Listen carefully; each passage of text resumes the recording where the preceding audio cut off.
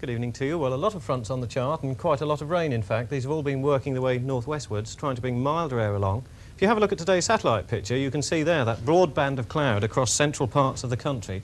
Let me just point it out. There's northern England there, and that's the warm front going right the way back into southwest England. Some more frontal cloud over Northern Ireland there, but clearer weather in northwestern Scotland at the time this picture was taken in the middle of this afternoon.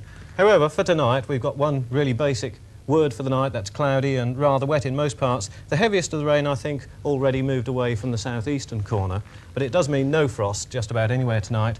And so far as tomorrow goes, still fairly wet in most parts of the country. Brighter weather will come along very gradually during the course of the day, turning that rain more showery, but there will be some fairly heavy rain around, and you could find even a rumble or two of thunder in it in some of these more southern parts. Further north, though, I think a straightforward cloudy and rather wet day. Fair amount of fog about on the hills, but it will gradually become a little bit warmer. That's it. Very good night to you. On BBC2 now, Horizon considers new ways to stop the pollution of the Mediterranean Sea. Here on BBC1 in a moment, boxing, with live coverage of the John Conte-Jesse Burnett fight.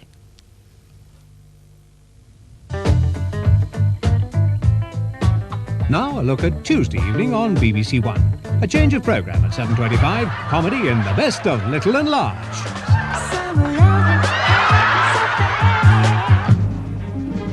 At 8:10 in the first of a two-part story from Dallas, Sue Ellen's behaviour creates tension within the Ewing family. Sue Ellen's in trouble, JR, and your child's life is in danger. You must do something about it. I have no intention of putting up with a drunken wife any more than with a promiscuous one. And what exactly do you intend to do about it? At 9:30, the play for today is Coming Out. It concerns the reactions to an article written by a best-selling novelist in a homosexual magazine. What is it? This man's arbiter. Oh, Gerald bought that. There's some gay article he wants to read in it. It's Lewis's. I warned you not to write that article. This is just the start. What are you talking about? That was a perfectly serious piece of work. And why didn't you have the guts to put your own name to it? Some of tomorrow's programmes on BBC1.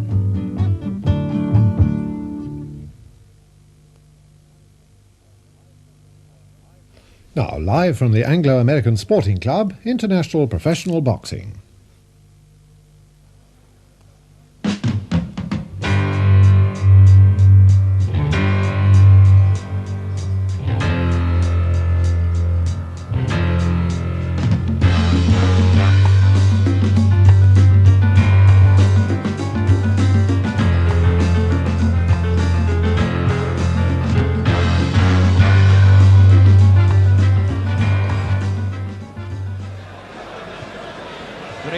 And welcome to BBC Television's second live boxing show in 2 months. Tonight we've come to Park Lane in London, to the Hilton Hotel, and to one of London's premier boxing clubs, the Anglo-American Sporting Club, which has been in existence since 1965.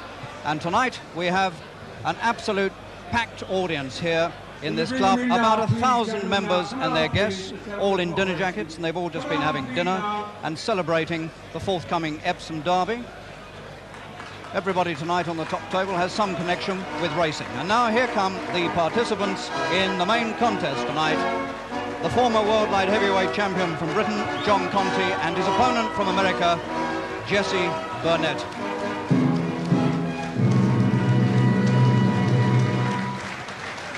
And this is Burnett coming to the ring. 33-year-old Californian, a man who learned to fight in jail where he served 7 years, convicted of armed robbery.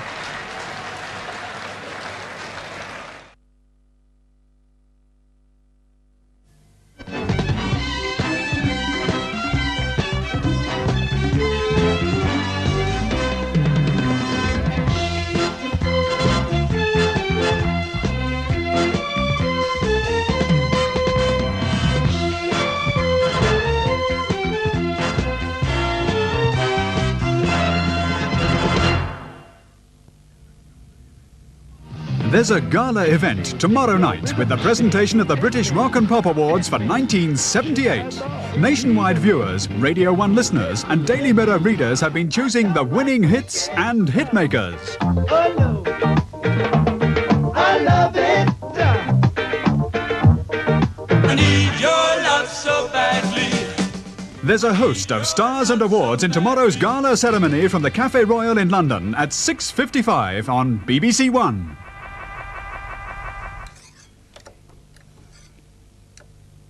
Now the news, and in half an hour, Play for Today, coming out. This is BBC One. It's 10 seconds past 9 o'clock.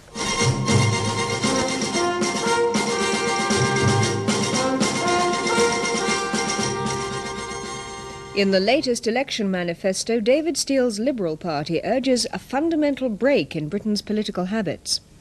Tough action by British Leyland tonight, and the toolmaker's leader is under investigation. Scotland Yard are looking for 4 men seen near Mr. Airy Neave's home before he was murdered. In Rhodesia, as elections for black majority rule begin, white voters put on a party for the twilight of empire. And the judge, who was noted for his sharp wit and stiff sentences, Mr. Justice Melford Stevenson, goes into retirement. Good evening. On the second day of the election campaign, the Liberal Party has proposed a fundamental break in Britain's political habits in a manifesto which offers some drastic new alternatives. The strongly worded document lashes out at the policies and records of the 2 main parties, which it says are the greatest hindrance to a solution of our national problems. The Liberals say the election could offer something far more important than a change of government. It could, they say, be a chance to change a failed political system. Here's our political editor, David Holmes, from our campaign studio. The Liberals offer the message they've preached for years, an end to confrontation politics between the 2 big parties. What they want instead, hoping for another hung parliament, no doubt, out of this election, is another chance to show, as they put it, that cooperation among different parties is possible, practical and good for Britain. First priority in their programme of long-term reform is proportional representation for all elections to Parliament, to Europe, to local councils. Then they want fixed dates for parliamentary elections, the scrapping of the House of Lords in favour of a new democratically elected chamber representing the various parts of the country. There'd be elected regional assemblies in a federal structure, also a written constitution, a Supreme Court to interpret it, and the strengthening of individual rights.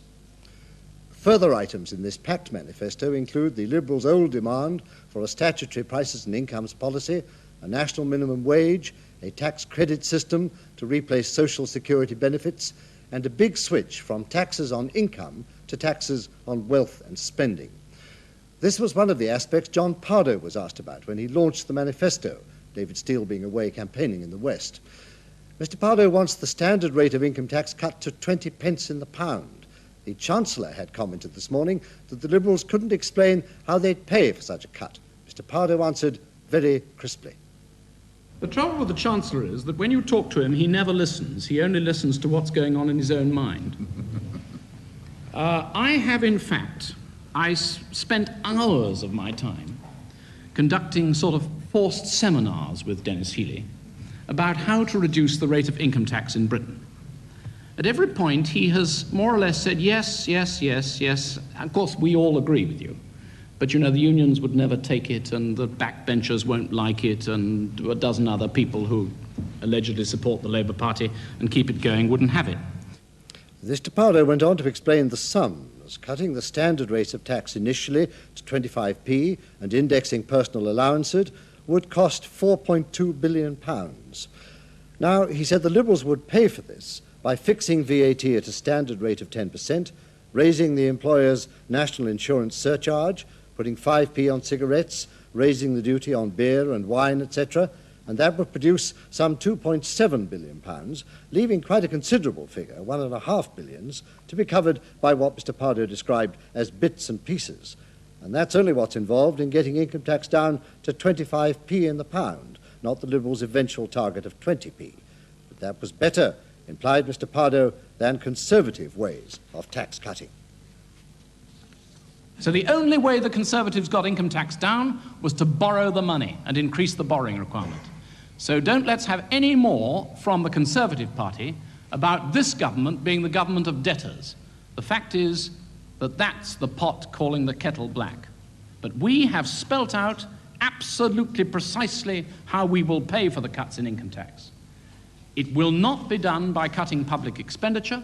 for the very good reason that the Tories have already proved that that doesn't work. Liberals, of course, regard the Lib-Lab Pact, which for 18 months kept Mr. Callaghan in power, as the first experiment in their desired style of government. The manifesto admits that its achievements were relatively limited. What's particularly distressed Liberals is that so little progress was made towards proportional representation. And Mr. Pardo hardened up his own manifesto today when he insisted that Liberals would conclude a pact with the largest party in a hung election only if there were undertakings about PR. If the largest party were to say to us that they would under no circumstances accept our support on the basis of a copper-bottomed guarantee for proportional representation, then the Liberal Party would not enter into any agreement at all with that party. The Liberal Party is not ever again going to involve itself in any kind of agreement which is not underwritten by an absolute copper-bottomed guarantee that the next election, after the agreement is formed, will be fought on proportional representation terms. I'll be back with more election news later, how the other parties have been faring, and the predictions of the latest poll. British Leyland have announced this evening that they're to go ahead with parity and incentive payments for their workers without the agreement of the unions. A union team walked out of a negotiating session with the management this afternoon, but BL later announced the payments would be made, although the extra money would go only to those plants where there was improved productivity. Here's our industrial correspondent, Ian Ross. In deciding unilaterally to go ahead with the first stage of parity payments to those plants which have qualified, BL management has moved away from what was originally agreed. The high cost of achieving pay parity, paying the same rate for the same job throughout BL cars, was to be made by improving productivity right across the company's 34 plants. But earlier this year, BL had to tell the unions that company-wide the targets hadn't been met, productivity improvement had been patchy, and the first parity payments could not be paid. As an alternative, says the company, plants which have met their productivity targets should get the extra pay. And there are 5, employing nearly 21,000 workers, including the plant where Roy Fraser, the toolmaker's leader, works. 5 other plants employing 6,000 are close to earning parity payments, and the 18,000 men at the biggest plant, Longbridge, could qualify, says the company, next month. The more highly paid men at the Jaguar Rover Triumph plants, which can't really benefit from the parity programme, they'll benefit from the incentive bonus scheme, which the company also intend to implement unilaterally. All this means that Roy Fraser and his striking toolmakers could be earning the £90 a week they're demanding before the end of the year, and the timing of the company's move might be seen as an attempt to cut the ground from under Fraser's feet. But it was first suggested to the unions way back on the 19th of March. Mr. Fraser's day wasn't improved by hearing that his union, the AUEW, is investigating his unofficial activities in organising the toolmakers. A shop steward in the Oxford District Committee, he's accused of organising outside his own area. If that's substantiated, that contravenes our rules, because the district committees in our union are the custodians of wages and conditions, and one is not allowed to go into other districts. If that complaint is upheld, could he be expelled from the union? Yes, the answer to that simply is yes. We have the power, in particular where our members are being affected, their job security is threatened or lost in many cases, then we have the power to expel. Mr. Fraser replied with charges of witch hunt and McCarthyism and seemed relatively unmoved at the prospect of an investigation when he spoke to Kate Adey. Well, I stand firm on what we believe in, and so do the members. We believe that the AUEW would be better served if they investigated the claim of the craftsman rather than directing their attention towards myself. However, you may be singled out in this, and you may lose your job, possibly. Well, that is a possibility, and obviously of concern to myself. But having said that, to withdraw at this stage would be a denial of all the arguments we put forward. We have a just case. We want that case heard, and if it means going to those lengths, then so be it. But once they remove me, somebody else will step into my shoes and still carry on with that argument. But it's the action taken by the company today which, despite the fact that it's upset the unions, is the more significant. It must go a substantial way towards meeting the striking craftsman's argument, and it marks BL's resolve to do something quickly about getting productivity up. Travellers by air and sea face a threat of delays this coming holiday weekend because of further action over pay by some customs and immigration officers. Their union, the Society of Civil and Public Servants, says fewer immigration officers will work and customs officers will check more baggage, making for big queues. The union wants a 25% pay rise now, in line with a report on their wages, instead of staggered rises which have been offered. Bill Spencer reports. The union makes no bones about the fact that it intends deliberately to inconvenience holidaymakers. It says it will concentrate on Heathrow, Gatwick and Dover to achieve most effect. Delays of more than 4 hours could be common, producing scenes like those last summer when the French air traffic controllers were on a work to rule. In fact, there have been suggestions that the French controllers might find this weekend convenient to bring their case to public attention again. A go-slow by Spanish controllers is now ended, but some hotel staff in the Spanish resorts are on strike. One travel industry man said today that he would hate to be in the shoes of a customs man faced with a crowd of frustrated holidaymakers this weekend. So how does their union feel about the possibility of angry confrontations? I sympathise with the travelling public. The problem that we face is that we have been totally insulted by the government in the way that the government has treated us in our pay negotiations. We're talking about a comparability study which has been offered to other public sector manual workers, effectively as the panacea for settling pay in the future. So what you're saying basically to the public is, well, we're sorry, but tough luck. Well, what we're saying to the government is wake up and realise the strength of feeling of civil servants about the way you're treating us. There's likely to be one small consolation for travellers over Easter. The air traffic control assistants have said they're not going on strike. So if you're prepared for a long wait, your plane should actually take off. And assuming the air traffic controllers in Europe aren't on strike and the hotels are open, you may even reach your destination. So while you're there, it may be just as well to forget about the problems of getting back into this country and enjoy yourself while you can. Scotland Yard has released an artist's impression of 4 men they want to trace in connection with the murder of Mr. Airy Neave. They were all seen in the area of Mr. Neave's home in Westminster before the bomb attack at the Commons. Commander Peter Duffy, the head of the Yard's anti-terrorist branch, said today the explosive was a military device which came from outside the country. Well, the severity of the explosion tends to point towards military explosives, which usually are more efficient. You've issued the descriptions, these photo-fit pictures of 4 men. How involved do you think they may be in the attack? Well, the first one, he spoke with an Irish accent, and his demeanour was such that it caused suspicions to be roused. He was seen in the Westminster Arms public house at about 7:30 on the night prior to the murder, that is the Thursday.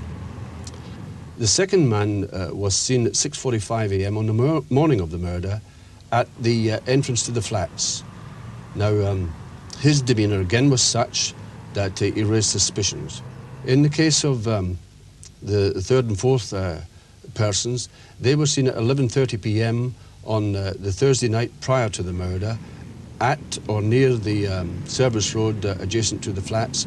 They were heard to speak in Irish accents, and we would very seriously like to trace these 2 men. Is it your view then that the bomb itself was probably attached to Mr. Neave's car near his flat? I would say that is our view.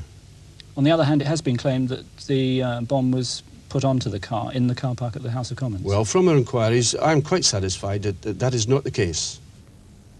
And now, with our second look at the day's election campaigns, here's David Holmes again in our campaign studio. There's one big event we still have to wait for this week, the publication of the Conservative Manifesto tomorrow. Mrs. Thatcher's been out of circulation today, putting last touches to her presentation of it, but senior Conservatives have been out orchestrating an attack on Mr. Callaghan for his remarks yesterday on the deserts of unemployment the Tory government would cause, he said. Mr. Heath was in Glasgow following the Prime Minister's quick visit there.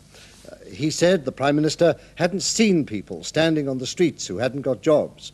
The deserts of unemployment were there, created under the Labour government. What right had he to try to accuse his opponents of wanting to create unemployment? Sir Keith Joseph said Mr. Callaghan's policies destroyed more jobs than they created or protected. Job rescues were a confidence trick perpetrated by the Labour Party for the most cynical of reasons on people whose jobs were actually destroyed or put at risk by such deceptions.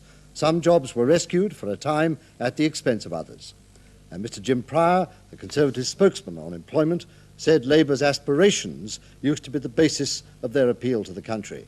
Now Labour couldn't even pretend they had any idea how to get people back into work.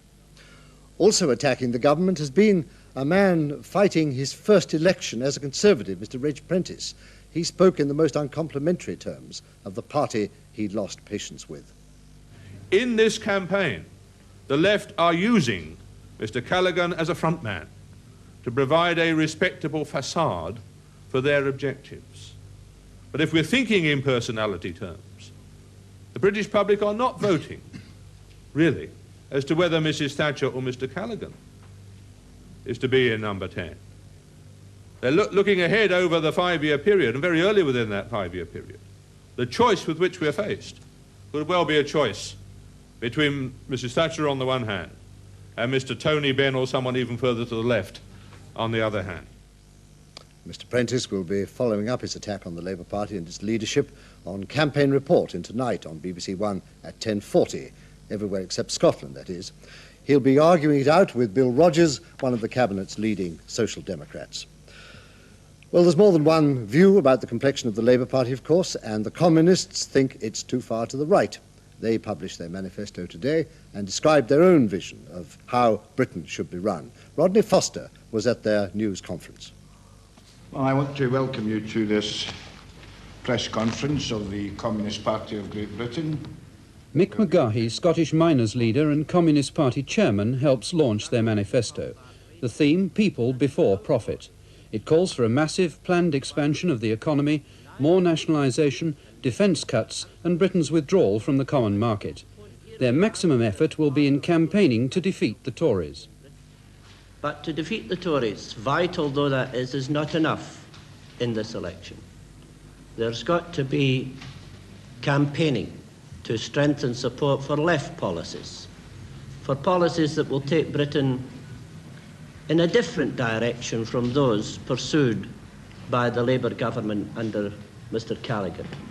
And that's why the 40 communist candidates are standing mostly in Labour strongholds, acting as a kind of socialist conscience. Labour's traditional allies, the trade unions, today launched their own campaign for a Labour victory, and they warned that the TUC's new concordat with the government was not on offer to the Conservatives as well. And tonight, as Mr. Dennis Healey made his first big speech in the campaign at King's Lynn, a former TUC chairman, Mr. David Basnett, was on the platform to hear the Chancellor spell out what union cooperation had already achieved. Britain, like all industrial countries in the world, has had higher unemployment over the last few years than any time since the 1930s. Shockingly high. But last year, we were one of the few countries in the whole of the industrial world which not only cut inflation, and cut inflation by a staggering degree, by more than half in 12 months, but also brought down unemployment. And the reason we were able to bring unemployment down, only by 100,000, I admit, and bring prices down at the same time, was that we had the cooperation of the trade union movement. The Prime Minister ventured today outside the world of the daily press conference and the Labour Party meeting hall to meet the people, beginning with Glossop in Derbyshire, where the Labour candidate has high hopes of destroying the Conservatives' narrow majority.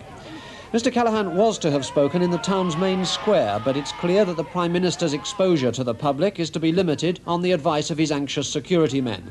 And his visit was instead to the local Labour Party committee rooms, where he met the party workers and managed, after all, to speak to his supporters outside. I ask every one of you to give us a Labour majority in the next House of Commons. After that, there were 2 more visits to Greater Manchester and tonight's meeting in Stockport before Mr. Callaghan flew back to London. Mind that lady there, you'll push her over. Mr. Callaghan will no doubt already have heard the result of the latest opinion poll by Mori in tomorrow's Daily Express. Mori are the firm who poll for the Labour Party as well, and their latest poll, conducted early this week, shows a slightly shortening lead for Mrs. Thatcher. 49% for the Conservatives, 39% for Labour, with the Liberals at 10% and others too. A 10% Conservative lead then, which compares with Murray's finding last week of a 13-point lead by Mrs Thatcher. That's one poll among many, and their findings have been fluctuating greatly in recent days. That report on day 2 of the election campaign from David Holmes. Well, there's been an election too in Rhodesia, where the country's whites have been voting today for some of the MPs who will represent them in the new black-dominated parliament. This is an important part of Mr Ian Smith's plans for black majority rule, but a more vital stage will be reached next week, when the blacks will have the chance to vote for their own MPs. From Salisbury, a report by John Humphreys. Not many Rhodesians voted today because there really wasn't much point. The country's never held an election of which the outcome was such a foregone conclusion. Only 4 seats were being contested, and Mr Smith's Rhodesian Front Party was considered certain to win them all. In the other 16 seats, his party was unopposed. Even so, this was an historic occasion, the first phase of an election which will lead to black majority rule by the end of the month. The whites of Rhodesia have never been so aware that their era really may be coming to an end. When the new black Prime Minister takes his seat here in the Rhodesian Parliament in a few weeks' time, he'll face 72 black MPs, but also 28 white ones, the 20 elected today, and another 8 who'll be chosen by the existing white MPs. And when he moves over to the Cabinet Room, he'll preside over a meeting at which more than a quarter of his ministers will also be white, Ian Smith no doubt prominent among them. When he deals with the leaders of his civil service or his security forces or his leading judges, he'll be dealing with white men for the next 5 years at least. By appointment to Her Majesty the Queen from the Royal Ivory Inspectorate, Dr. Kenneth Rees-Maitland. They called this event the Twilight of the Empire. The partygoers, who paid £40 a head to be here, said they had to do something to mark the holding of elections which would give the country's whites minority status in Parliament for the first time. Are you actually going to swim? Of course. Not that they intend to leave when a black man finally becomes Prime Minister. They all said they'll stay for the time being at any rate because they think things will work out and there will be a place for the white man in the new Zimbabwe Rhodesia. Hello, my dear. How the hell are you? Some say they positively welcome the change to black majority rule. Most whites, though, when they think of the future at all, think of the power they will retain under the new system, rather than the parliamentary seats they'll lose. Mr Smith says he couldn't have won a better deal for the whites than this, and few would argue. The problem is that as far as many blacks within the country are concerned, and many more critics outside, he may have actually succeeded in giving the whites too much. This is John Humphreys in Salisbury, Rhodesia. And as the whites were voting, Rhodesian jets attacked 2 of Mr Joshua Nkomo guerrilla bases in Zambia, both of them near Lusaka. According to the Zambians, 1 man was killed and 6 people were injured. It's thought the raid was an attempt to stop Mr Nkomo from carrying out his threat to wreck next week's black elections.